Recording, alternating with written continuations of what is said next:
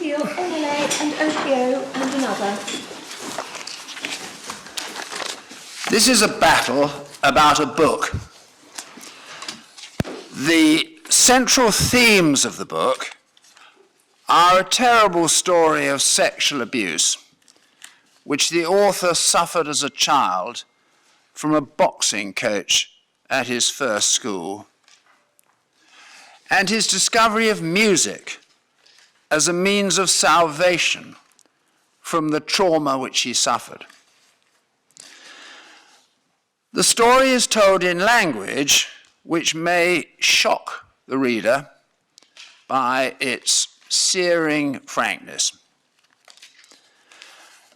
The psychological effects of his abuse have caused him an enduring sense of shame and self-loathing, which has led at different times of his life to drug abuse, self-harming, and suicide attempts.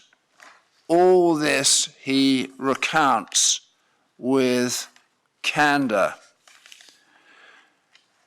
Threaded through this story has been his discovery of music as an outlet for his feelings and his creative talents, which are considerable.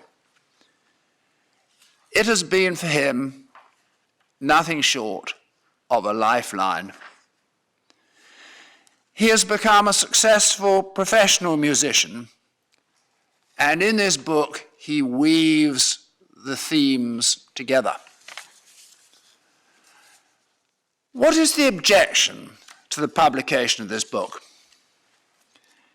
It comes from the author's former wife, who is worried about the effect of publishing such a stark account of his life on their son, now aged 12, who himself has special needs. The mother and the son live together in the USA. When the marriage sadly foundered, the father and the mother agreed to do their best to protect the child from any information about the past life of either of them, which would have a detrimental effect on his well-being. The mother is worried that the publication of the book in its proposed form would be likely to be harmful to him. Her view is supported by evidence from a psychologist. Nobody expects that he will come into possession of a hard copy of the book at this stage of his life, but his mother's worry is that extracts may be published in the press and that there's a risk of these reaching him in one way or another. Her concerns for the child have led to this action. It's been brought in the name of the child against the father and the publisher to prevent the book being published in its proposed form. At first instance, the judge in the High Court, Mr. Justice Bean, refused to make any such order and dismissed the action. But the Court of Appeal granted a temporary injunction prohibiting, in general terms, the publication of a graphic account of the author's suffering as a child and his history of mental illness, and prohibiting more specifically the publication of various passages in the book until there has been a full trial. The father appeals to this court against that decision. For the legal basis on which the court founded its decision, it's necessary to go back to a case near the end of the 19th century, where the court decided that it's a civil wrong, or in lawyers' language, a tort, willfully to infringe another person's right to personal safety. That case involved a practical joke which went wrong. A customer at a pub falsely told the landlord's wife that her husband had suffered a serious road accident and needed her urgent attention.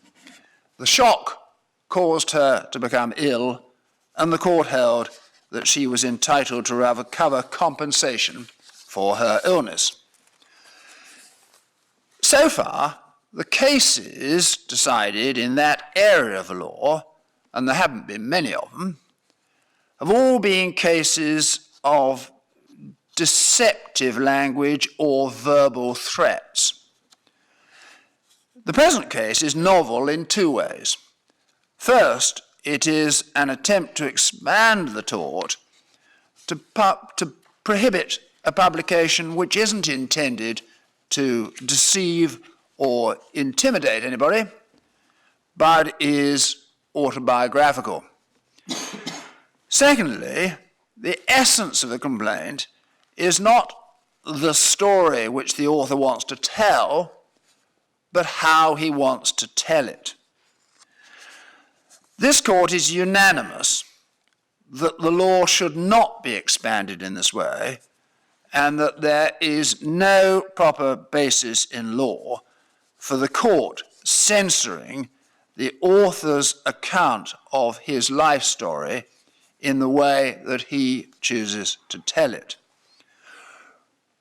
Freedom to report the truth is a basic right to which the law gives a very high level of protection.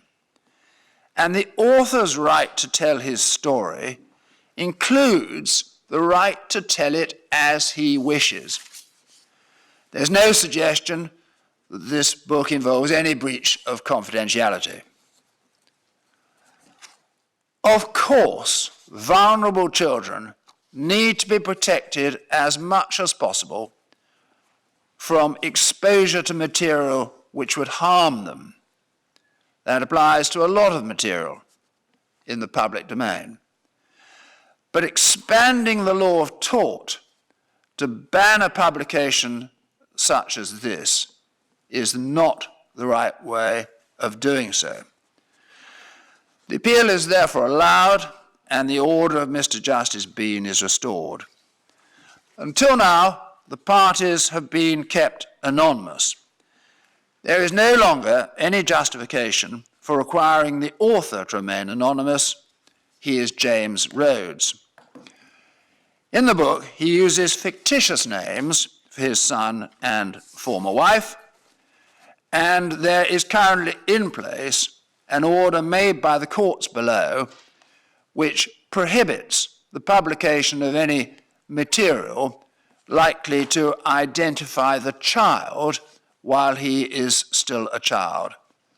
That order for the protection of the child remains in force.